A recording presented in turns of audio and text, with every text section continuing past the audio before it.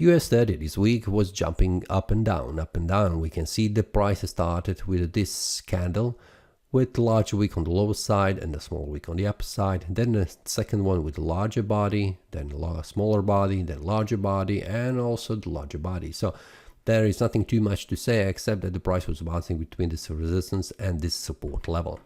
Week has closed as an all indecision candle with a small body, but on the larger wick on the lower side, smaller wick on the upper side. And the month before, the last month, has closed as a bullish. We can see that here with a larger wick on the lower side, which means the price was going down but returning back up.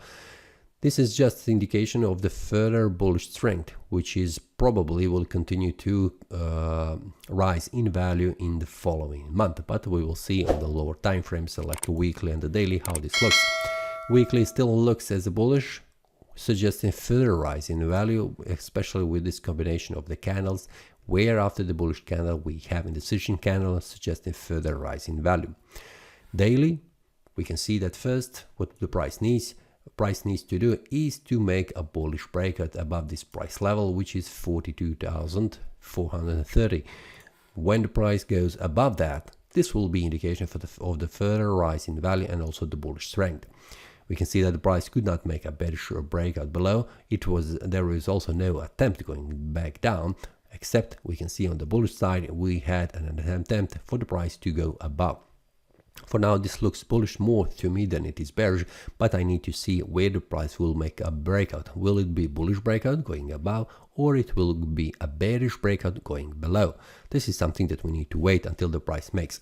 Now you can see how the very important support and the resistance level sits, right? We can see how the price bounce between them. But when the price, for example, like here, makes a bullish breakout, the price goes all the way back up to the next resistance level and then make a bullish breakout or stops. In this case, it was a bullish breakout and then continue to the next one where the price has stopped. So we need to see where the price will make a bear breakout and then follow the market. I'm sharing the PDF with this strategy. The link will be below in the description, so you can also check for yourself to get that PDF to see how these support and resistance levels are created and also how to make them. This is all for this week. See you next time and happy trading.